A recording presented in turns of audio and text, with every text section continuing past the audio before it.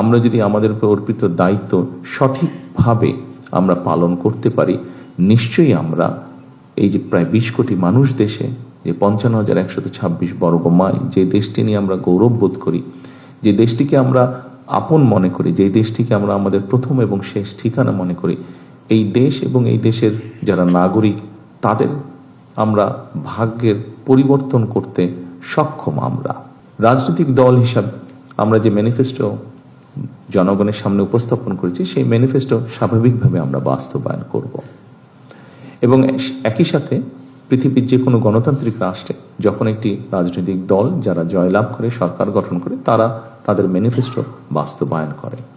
তবে এই ম্যানিফেস্টোকে যদি আমাদের বাস্তবায়ন করতে হয়, খুব স্বাভাবিকভাবে আপনারা যারা প্রজাতন্ত্রের যারা কর্মকর্তা এবং কর্মচারীবৃন্দ, অবশ্যই আপনাদের সহযোগিতা প্রয়োজন। যেই বিষয়টিকে আমরা অ্যাড্রেস করতে চাই, যেভাবেই হোক, এই বিষয়টি আমাদের সকল ব্যবস্থাকে, সমাজের সকল ব্যবস্থা, রাষ্ট্রের সকল ব্যবস্থাকে অনেক পিছিয়ে দিয়েছে, অনেক ক্ষেত্রে ধ্বংসের দ্বার প্রান্তে নিয়ে গিয়েছে। সেটি হচ্ছে দুর্নীতি। একটি বিষয় আছে, যেই বিষয়টিকে আমাদেরকে অবশ্যই অ্যাড্রেস করতে হবে। কিন্তু এই বিষয়টিকে একটি রাজনৈতিক দল হিসাবে, সরকার হিসাবে যদি আমরা অ্যাড্রেস করতে চাই, অবশ্যই আপনাদের মতন মানুষ যারা আছেন তাদের সহযোগিতা, তাদের 100% সহযোগিতা ছাড়া আমাদের পক্ষে সেটি সম্ভব হবে না।